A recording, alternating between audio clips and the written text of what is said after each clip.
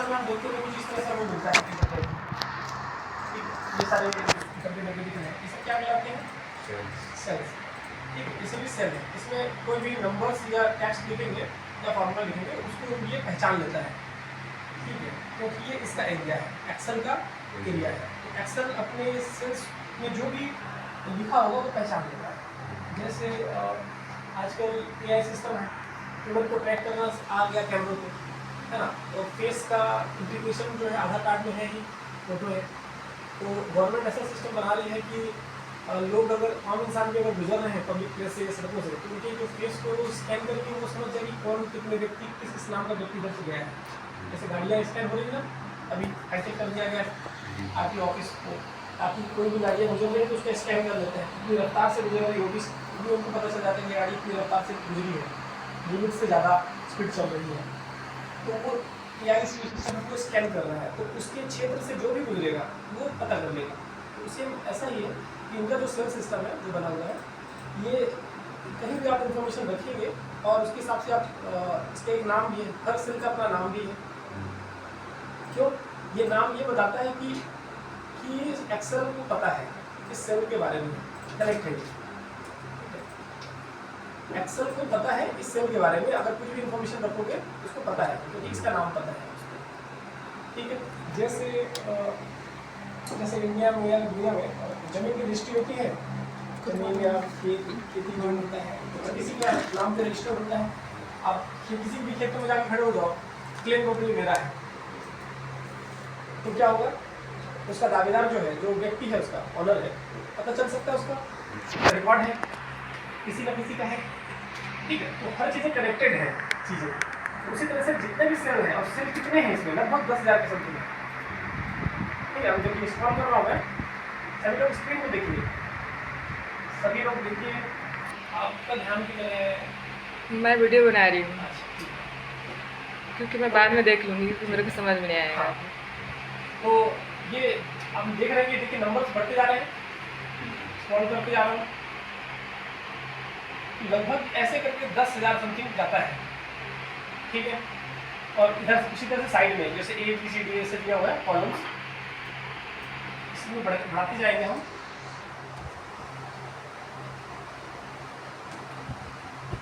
ठीक है, इस तरह से इधर भी बढ़ते जा रहा है, कॉलम्स बढ़ते जा रहा है और रो भी बढ़ते जा रहे हैं। तो ये क्या है, मैक्सिमम नंबर को लेके चल रहे हैं, मैक्सिमम लिमिट है इनकी, अनलिमिटेड नहीं होता कुछ भी। ठीक है, तो एक लिमिट इन्होंने रखा है 10,000 या 1,500 कुछ भी है, लेकिन वहाँ तक हम यूज़ नहीं कर पा रहे हैं। जितनी भी लिमिट उन्होंने दिया है वहाँ तक हम यूज़ नहीं कर पाते हैं। अब जिनका यूज़ है, जैसे कोई कंपनी है, जैसे रिलायंस है, जियो है, बड़ी बड़ी कंपनी है, बहुत सारे प्रोडक्ट हैं, अमेजॉन है, बहुत सारे प्रोडक्ट की लिस्ट है उनके पास, हज़ारों 10,000 प्रोडक्ट है उनके। आप जितने भी पेज में जाओगे एक एक प्रोडक्ट आपको मिलता जाएगा, उसका डिटेल्स डिस्क्रिप्शन आपको मिल जाता है, और हर किसी को बाय करने के लिए लिंक है इंडिविजुअल प्रोडक्ट का। तो सोचो कितना प्रोडक्ट है उसमें और कितने ज़्यादा लेयर पे काम हो रहा है। ठीक है, उसी तरह से यहाँ पे सेल, इतने सारे सेल्स दिए हैं कि आप अपने प्रोडक्ट या नंबर्स को काउंट कर सकते हैं, जोड़ सकते हैं। इतने प्रोडक्ट के डिटेल्स आप लिख करके, फिर उसके बगल में उसकी डिस्क्रिप्शन लिख करके, उसकी MRP लिख करके, उसकी GST अमाउंट या उसके बारे में इंफॉर्मेशन बहुत लंबा ले जा सकते हो। ठीक है, और ज़्यादा से ज़्यादा नंबर्स में आप काम कर सकते हो। ठीक है, और उनके इंफॉर्मेशन को कैलकुलेट भी कर सकते हो, आप टोटल निकाल सकते हो आप उसमें। ठीक है, आप उसको परसेंटेज निकाल सकते हो, ग्रेड निकाल सकते हो, एवरेज निकाल सकते हो, मिनिमम मैक्सिमम अमाउंट निकाल सकते हो, और दूसरा इंफॉर्मेशन भी कलेक्ट अरेंज कर पा रहे हो उसमें आप। ठीक है, कैसे अरेंज कर पाते हैं? यहाँ पे आपने सीरियल नंबर लिख दिया, फिर यहाँ पे नेम लिख दिया, स्टाफ नेम, फिर यहाँ पे उसकी डिफिनीशन कौन से पोस्ट का है। ठीक है, उसके पोस्ट का डिटेल्स, फिर उसका रजिस्ट्रेशन नंबर या ID नंबर, फिर उसकी ज्वाइनिंग डेट, कॉन्टैक्ट नंबर, माता पिता का नाम। ठीक है, ऐसे करते हुए आप उसकी डिटेल इन्फॉर्मेशन आपने ऐड कर दिया, सैलरी उसकी कितनी है, ठीक है, मंथ के हिसाब से। अब एक नंबर मैंने बताया, एक से लेकर मान लीजिए 10,000 एम्प्लॉई है, तो लगातार 10,000 लोगों का डेटा बना हुआ है, आ जाएगा। और कैलकुलेट करना है कि भाई मंथली जो है हम पे कर रहे हैं 5,000 या 10,000 एक जन को, तो टोटल किसी का अलग अलग सैलरी है, तो किसी का 5,000 है, किसी का 10,000 है, किसी का 15,000 है, लेकिन लास्ट में उसको टोटल करना चाहेंगे कि हम मंथ पर मंथ जो है कितना पे कर रहे हैं। तो आप पूरे नंबर्स को जोड़ सकते हो विद इन सेकंड में फॉर्मूला से। ठीक है, तो टोटल हो गया, वरना कैलकुलेटर से आपको जोड़ना पड़ता ये सारे नंबर्स को। तो एक्सेल क्या है कि हर किसी सेल का नाम है। यहाँ पे ये देखिए इस सेल का नाम, अगर इस फॉर्मेट में भी जाता हूँ ना, इसका नाम यहाँ पे शो करना है, ठीक है। जो फॉर्मूला ऐड होगा इसके नाम को मिक्स करके यूज करना है, तभी वो कनेक्ट होगा, ठीक है। जितना भी आप स्क्रॉल करते जाएंगे तो वो सबका अपना एक नाम है, ठीक है। और नाम कैसे बना हुआ है, देखिए क्या लिखा हुआ है, ठीक है। कैसे कनेक्ट, कैसे नाम बना, ये देखिए एफ रो है, रो सॉरी 216 ये रो है और ये कॉलम है, ठीक है। तो कॉलम से एक नाम पिक किया और यहाँ से रो से दोनों को प्लस जोड़ दिया, हो गया नाम, ठीक है। तो इस तरह से इसकी आइडेंटिटी पता चल जाती है और इस नाम को भी देख करके आप पता कर सकते हो कि किस जगह पे उसकी लोकेशन है, ठीक है, कहाँ पे होगा वो। इस तरह से वो क्या करता है कि चीज़ों को काउंट कर लेता है, नाम को भी ट्रैक कर लेता है, इन्फॉर्मेशन को ट्रैक कर लेता है, क्योंकि उसको पता है कि मेरे सेल में रखा है इन्फॉर्मेशन, तो उसको पता चल जाएगा। अब हमें क्या करना होता है कि हमें जरूरत के हिसाब से उसका फॉर्मूला यूज करना होता है, उसके मेथड्स यूज करने होते हैं कि हमको क्या रिजल्ट चाहिए, क्या काम कराना है, क्या आउटपुट चाहिए, उसके अकॉर्डिंग ही हमें चीज़ों को अरेंज करना होता है, ठीक है। अगर अच्छे तरीके से अरेंज करेंगे तो हमको इन्फॉर्मेशन या उसका डेटा या आउटपुट अच्छे से मिलेगा, ठीक है, और वो चीज़ें सेम भी रहेंगी। दूसरा, यहाँ पे आप देखेंगे सीट 1 2 3, तो यहाँ पर हमने 5 से 10 हज़ार लोगों का डेटा सेव करके रखा है, और हमें एक और चाहिए सीट, तो एक और सीट मिल गया, एक और सीट चाहिए, 3 सीट में हमने डेटा इनपुट करके रखा हुआ है, और सीट चाहिए तो ये लिख लीजिए, एक और आ जाएगा, एक और आ जाएगा। तो कुल मिलाकर आपकी एक ही फाइल बनेगी, लेकिन एक फाइल के अंदर कितनी सारी फाइल है ना, सिर्फ एक फाइल की आपको कैरी करना पड़ रहा है और एक फाइल के अंदर सारा डेटा आपके अंदर आ जाता है, ठीक है। और ये एक्सेल क्या है, एक्सेल में वर्ड के कुछ चीज़ों का इंटीग्रेशन किया है। देखो वर्ड से मिलता जुलता है, वर्ड चलाया हो आपने, वर्ड MS वर्ड है ना, MS वर्ड में टाइपिंग करने से रिलेटेड वर्क है, जैसे आप रिज्यूम बनाना है या कुछ फॉर्म वगैरह बनाना है, ठीक है, डेटा बुक के लिए कुछ मटेरियल लिखना है, फिर उसमें डायग्राम वगैरह बनाना है, तो सारी चीज़ें दिखी रहती है उसमें, ठीक है, लिखने से संबंधित है वो, ठीक है। वर्ड इसलिए उसका नाम क्या है, वर्ड, ठीक है। तो वर्ड लिखने से संबंधित सारी चीज़ें डिजाइनिंग उसमें मौजूद है, ठीक है, जो प्रिंट आउट करके निकालना रहता है या तो हम मेल करते हैं उसको डिजिटली, ठीक है। तो उसके कुछ टूल्स यहाँ पे आपको मिल जाते हैं, दिख रहा है। आप वर्ड में जाके आप देखेंगे कि कुछ चीज़ें हमें मिल रही हैं, क्यों, क्योंकि वो सारी चीज़ों की जरूरत हमें यहाँ भी है, तो वो और कुछ नई चीज़ें एक्सेल में फार्मूला वगैरह है, ठीक है, उसको दोनों को इंटीग्रेशन करके ये चीज़ें तैयार हुई हैं, क्योंकि दोनों का एक ही कंपनी है। क्या कंपनी है, माइक्रोसॉफ्ट है ना, तो इसकी कंपनी क्या है, माइक्रोसॉफ्ट है। तो वो अपने एक सॉफ्टवेयर को दूसरे सॉफ्टवेयर से चीज़ों को, जो अच्छी चीज़ों को मिक्स करके एक अच्छा नया सॉफ्टवेयर बना देता है, ठीक है, क्योंकि उसका खुद का कंपनी है। तो यहाँ पर हमने देखा कि ये जो सेल है, सेल का यूज किस लिए किया जाता है, अकाउंटिंग की हेल्प करने के लिए। जैसे अकाउंटिंग सॉफ्टवेयर सुना होगा आपने, कौन कौन सा है, ये प्रॉपर अकाउंटिंग सॉफ्टवेयर कहलाते हैं, टैली है, बिजी है, मार्ग है, ये प्रॉपर अकाउंटिंग सॉफ्टवेयर है, ठीक है, जिसमें पैसे का हिसाब किताब और जो प्रोडक्ट है, इन्वेंट्री, इनका हिसाब किताब मैनेज किया जाता है, और GST सरकार को टैक्स वगैरह जो देना है,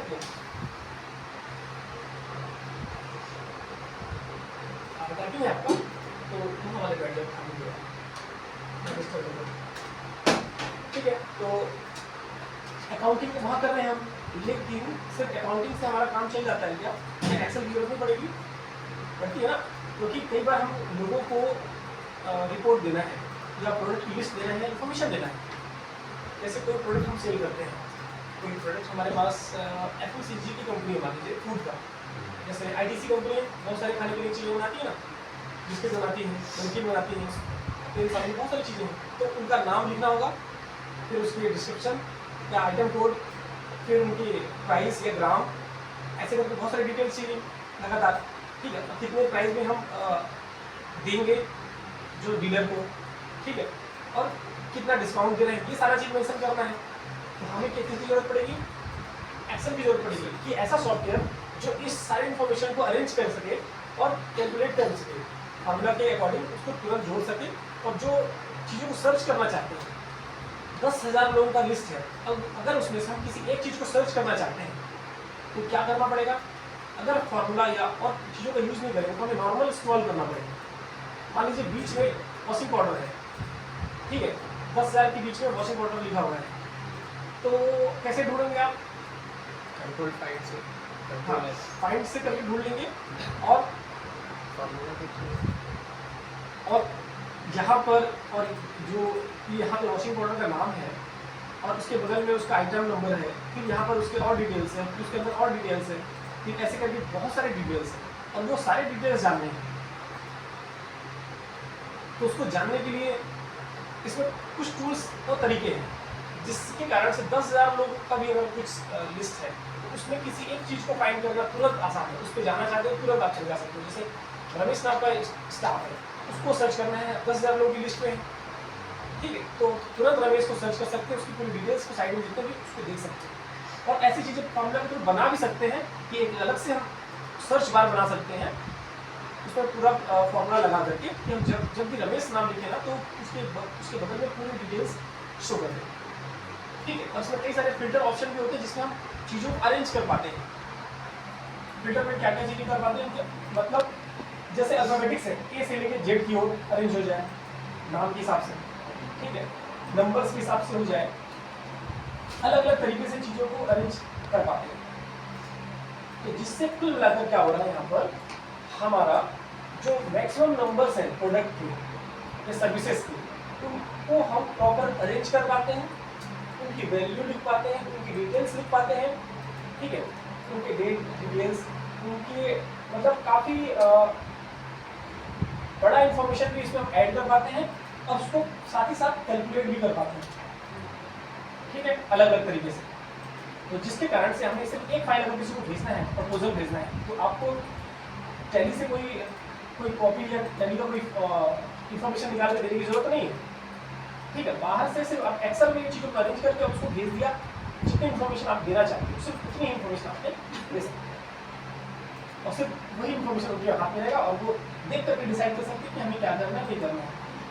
मान लीजिए कि कोई कंपनी है और डीलर्स को डिटेल्स देना चाहती है, प्रपोजल देना चाहती है कि उनके पास 5,000 प्रोडक्ट है, अब वो कितने रुपये में पड़ेगा डीलर्स को देना है, ठीक है, और उनके डिटेल्स, तो वो एक्सेल में ही हो सकता है और किस हो सकता है, बताइए। टैली में कैसे होगा? टैली में तो इन्वेंट्री मैनेज करते हैं हम चीज़ों को हमारे अकाउंटिंग को करने के लिए, मतलब हमारा अगर बिजनेस है तो हम उसको कितना माल बेच दिया, कितना बचा हुआ है, यही सब कैलकुलेशन करता है, ठीक है। लेकिन प्रपोजल देना है तो एक्सेल चाहिए, अगर आपको प्रपोजल देना है तो एक्सेल ही चाहिए।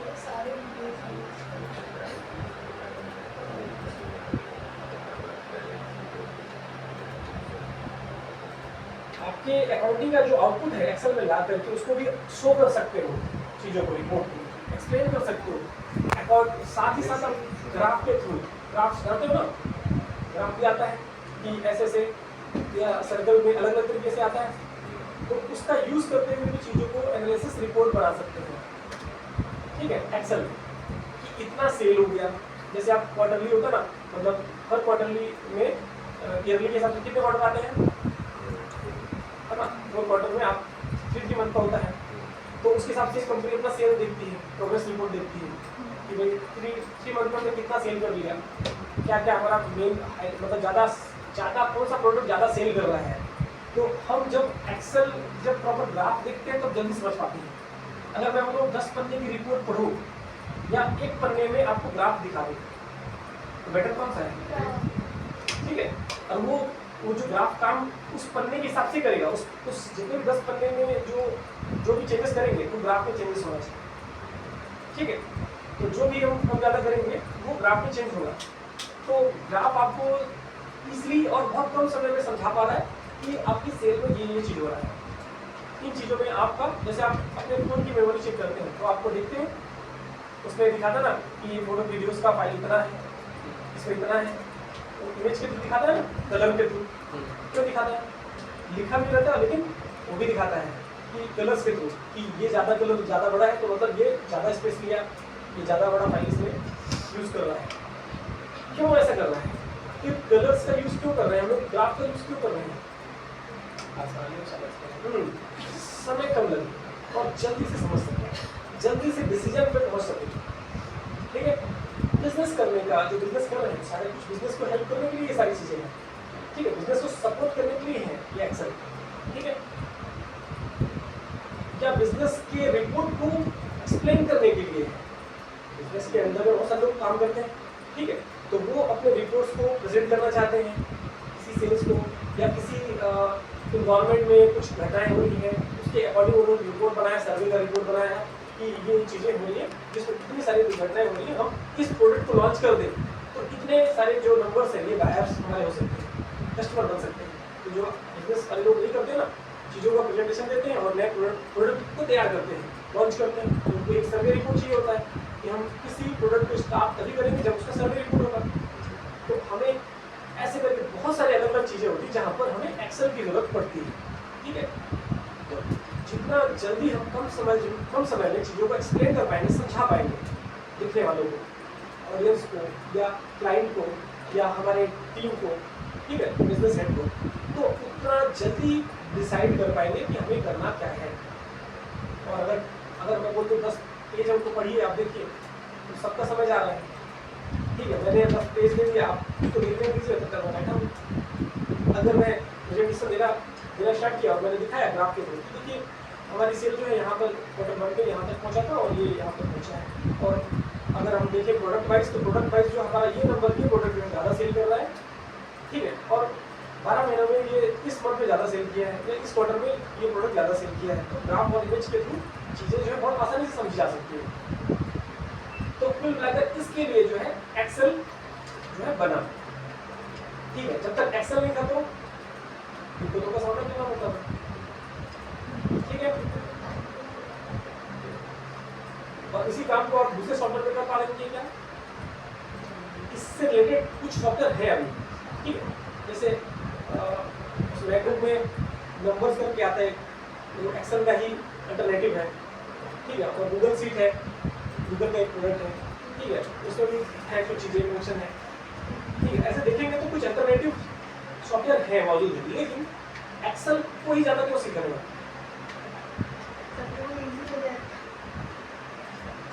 इजी तो हो जाए, लेकिन दूसरा ये कि सबसे ज़्यादा यही चल रहा है। हाँ, सबसे ज़्यादा यूज यही हो रहा है। तो हम जो मेन जो प्राइमरी है जिसको लोग ज़्यादा यूज़ कर रहे हैं, बेटर होता है कि उसी चीज़ को सीखें। क्योंकि उसको सीखने के बाद हम चाहेंगे तो हमको वही चीज़ें मिलेंगी। लैपटॉप खरीदते तो साथ में वो डाउनलोडेड फ्री डाउनलोड मिलता है, हमें फ्री मिल जाता है। और सभी इंडस्ट्री में वही चीज़ें यूज़ कर रहे हैं। और जो कंप्यूटर है सब ज़्यादा माइक्रोसॉफ्ट ने सॉफ्टवेयर बनाए हैं, मतलब जो ऑपरेटिंग सिस्टम है जो मेन, वो उसका ही ऑनर है। जितने भी विंडोज चल रहे हैं वो सब किसका है? माइक्रोसॉफ्ट का ही। तो उसने सॉफ्टवेयर लेवल पे बहुत अच्छा काम किया है, तो उसकी पकड़ ज़्यादा स्ट्रॉन्ग है। जैसे अंबानी की पकड़ ज़्यादा स्ट्रॉन्ग है बिजनेस में हमारे देश में। तो बहुत सारी चीज़ों में उसका इन्वेस्टमेंट है, बहुत सारे ऐसे प्रोडक्ट हैं जहाँ पर कोई और कंपनी नहीं है, या बहुत सारे ऐसे चीज़ों में उसने पैसा लगा के रखा है जो दूसरी कंपनियाँ नहीं है। तो अगर वो अपना पैसा लीजिएगा तो नुकसान हो सकता है देश में। तो ऐसे ही जो है इसका विंडोज़ जो है लगभग 95 या 90% लोग कंप्यूटर यूज़ कर रहे हैं। इसका माइक्रोसॉफ्ट का जो विंडोज़ है यूज़ करते हैं ना, विंडोज़ क्या है? ऑपरेटिंग सिस्टम है। और ऑपरेटिंग सिस्टम क्या है?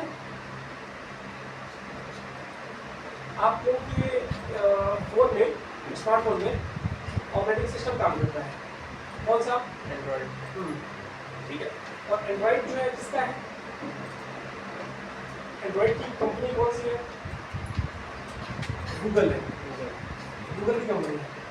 ठीक है, गूगल ने खरीद लिया था सारा उसको एंड्रॉइड। ठीक है, यूट्यूब भी किसका है?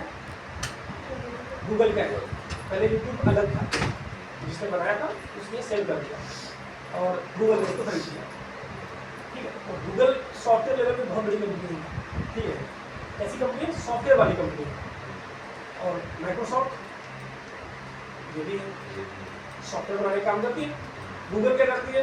मोबाइल के लिए ऐप बनाती है, मोबाइल के लिए ऑपरेटिंग सिस्टम बनाया, एंड्रॉइड बनाया ना। आज सारे फ़ोन जो हैं लगभग, एप्पल को छोड़ दो तो सब सारे फ़ोन किसमें चल रहे हैं? एंड्रॉइड में चल रहा है, सस्ता हो महंगा हो कोई भी हो, उससे ही लेना पड़ेगा उसको ऑपरेटिंग सिस्टम, तब जाकर दूसरे फ़ोन कनेक्ट हो सकते हैं, वरना एक फ़ोन दूसरे फ़ोन से कनेक्ट नहीं हो सकते। और आसान नहीं है, मतलब डेटा शेयर भी तो करना है, जैसे एप्पल से एंड्रॉइड में शेयर करते हैं डेटा तो दिक्कत आती है ना, नहीं होता क्योंकि वो iOS है ना। तो उसमें कुछ खास ट्रिक लगाना पड़ता है, कुछ जुगाड़ देखना पड़ता है। इजी आसानी से उसमें ट्रांसफर का ऑप्शन नहीं दिया, जानबूझ के नहीं दिया, दे भी सकते हो लेकिन नहीं दिया, ठीक है। तो एंड्रॉइड का जिस तरह से पूरा कैप्चर है मार्केट और एंड्रॉइड ही हम यूज़ करना पड़ता है, उसी तरह से हम विंडोज़ को यूज़ कर रहे हैं ना, उसमें काम कर रहे हैं। हम पर्सनली खुद भले ही मैकबुक यूज़ कर ले, एप्पल का यूज़ कर ले डिवाइस जिसमें iOS होता है, उसमें ऑपरेटिंग सिस्टम कौन सा होता है, iOS होता है, नहीं सॉरी macOS होता है, macOS और iOS उसमें होता है, फोन में होता है iOS, ठीक है।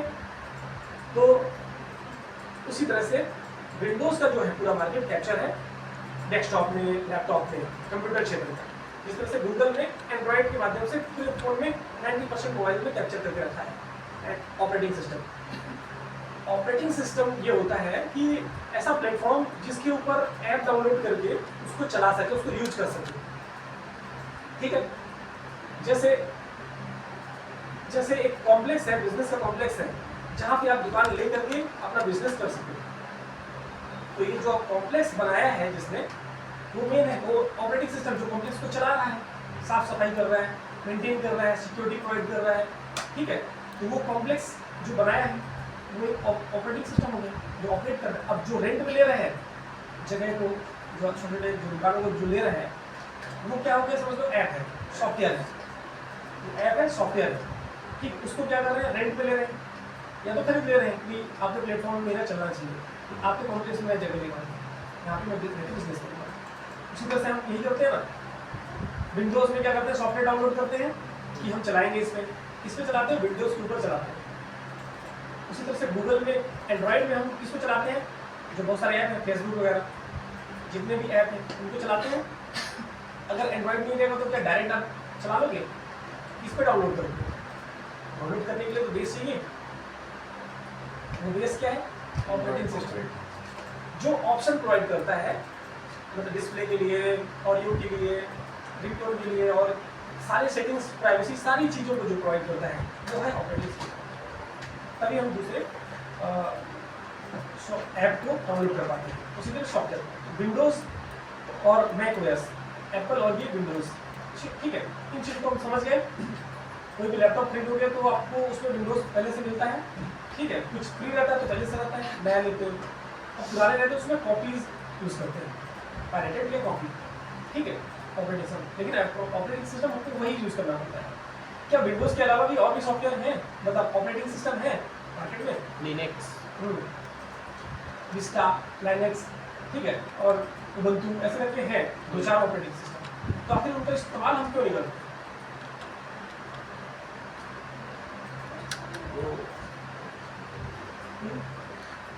वो एक अलग ही सॉफ्टवेयर है ना सर। वो मतलब जैसे एंड्रॉयड फ़ोनों के लिए एंड्रॉयड iOS, तो उसके लिए एक अलग, लिनक्स के लिए एक अलग सॉफ्टवेयर वो है, मतलब डेस्कटॉप वगैरह। नहीं ऐसा नहीं है, आप सेम जो डेस्कटॉप आपका लैपटॉप है उसमें भी आप लाइनक्स डाल सकते हो। जैसे सर OS और iOS है, उसमें जैसे इजी टू यूज़ नहीं है वो, जिसमें एंड्रॉयड से शेयर नहीं हो सकता, वैसी वो भी है सर लिनक्स, ठीक है। लेकिन हाँ।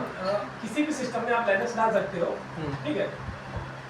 इतना कंप्यूटर बनाया है उसको क्योंकि विंडोज़ केस के हिसाब से उसको जो उसका हार्डवेयर लेवल है ना, उसके हिसाब से लाइनक्स है, ठीक है।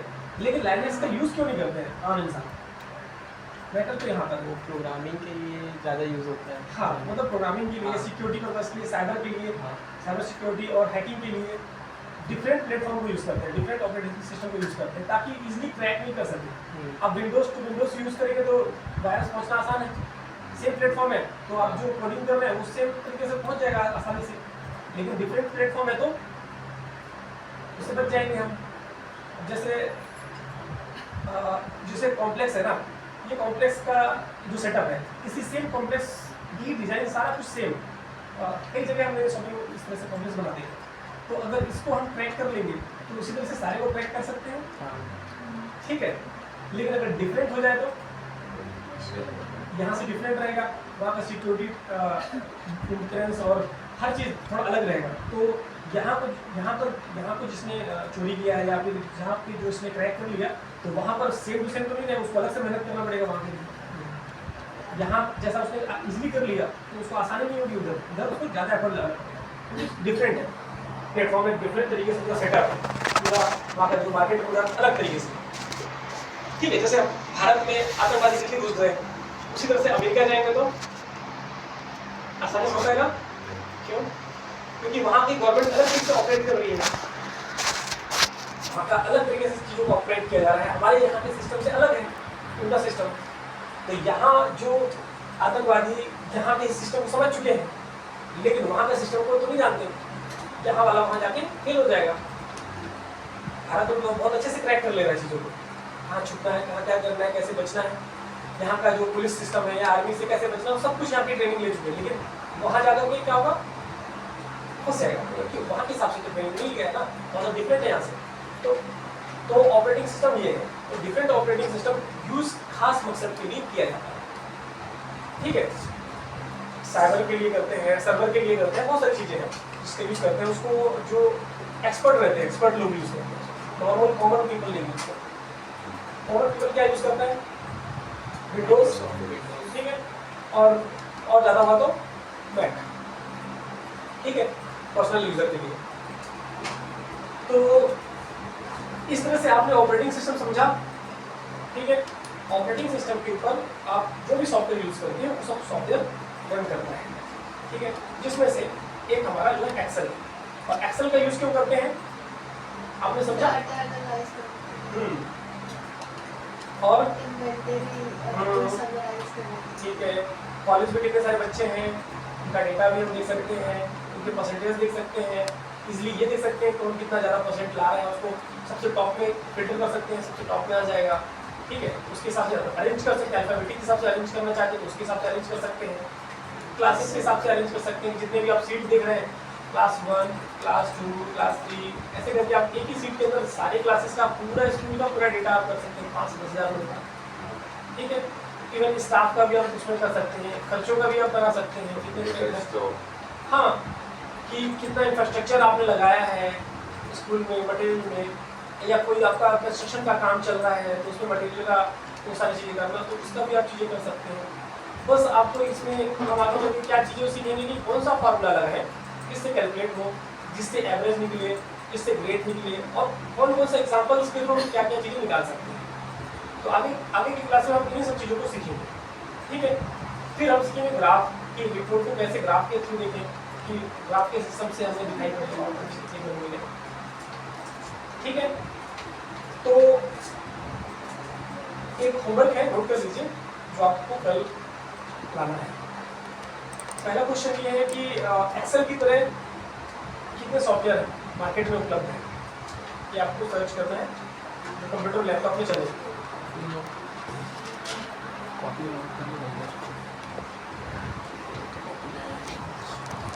और 10 एक्सेल का यूज करके 10 ऐसे वर्क जो किए जाते हैं, एक्सेल का यूज किया जाता है जिसके लिए।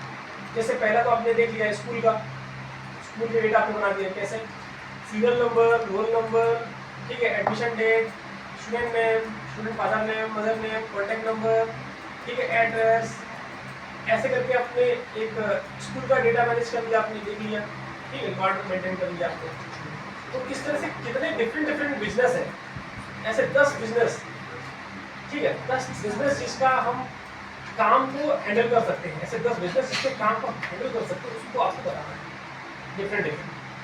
जैसे आपने बोला कि मोबाइल कर सकते हैं, तो मोबाइल में किस तरह से कर सकते हैं आप बताइए। तो आपको ये भी बताना है, जैसे आपने जो बिजनेस को बताया उसके बाद में ये भी बताना है कि उसका यूज हम किस तरह से कर सकते हैं, इसमें ये किया जाता है, इसके लिए एक्सेल यूज किया जाता है, ताकि हमारी नॉलेज बढ़े कि हम एक्सेल को कितना ज़्यादा यूज कर सकते हैं। जैसे मैंने आपको एक्सप्लेन किया, चीज़ें समझाई कि एक्सेल का कितना लेवल तक यूज किया जाता है, तो छोटा मोटा सॉफ्टवेयर नहीं है। ठीक है, तो 2 ही क्वेश्चन है अभी, ठीक है,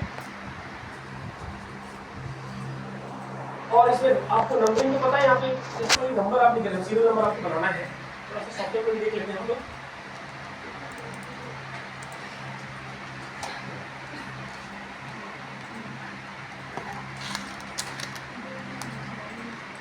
कुछ चीज़ें कॉमन जो हमें करनी पड़ती है, सीरियल नंबर लिखना पड़ता है और यहाँ पे नेम, और किसी पर्सन का नाम तो लिखना ही पड़ेगा हमें, ठीक है, जो भी नाम होगा। डेटा और डेटा एंट्री आपने सुना है ना, तो और अक्सर कई जगह क्या होता है कि बहुत सारे लोगों के पास लैपटॉप नहीं होता, या जो मार्केट में सर्वे करते हैं उनके पास भी लैपटॉप नहीं होता, वो क्या करते हैं, वो पेपर लेके जाते हैं, फॉर्म भरने के लिए बनाते रहता फॉर्म की इन्फॉर्मेशन भरवा के लाते हैं।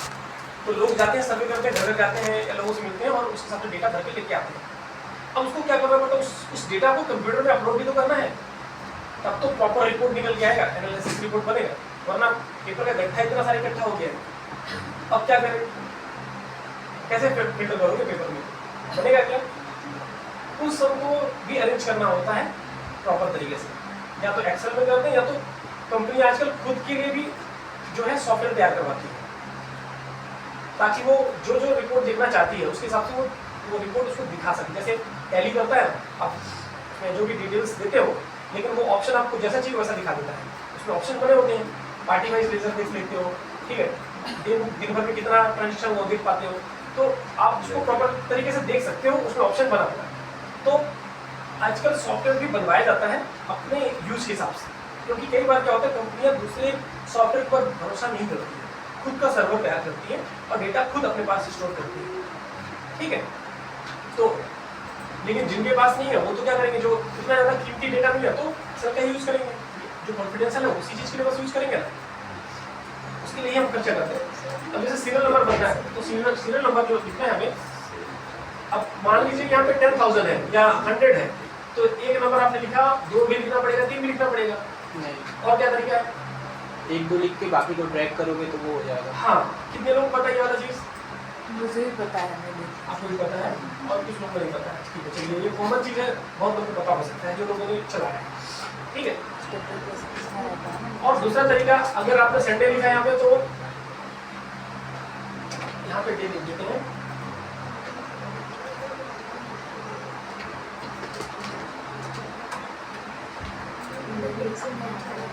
ठीक है। अब मैं यहाँ पे बोल रहा हूँ, सुनिए, मैं बोल रहा हूँ यहाँ पे पूरे जो संडे लिखा है पूरे डेज आ जाना चाहिए, तो क्या तरीका है, कौन सा लेने, संडे मंडे लिखना पड़ेगा।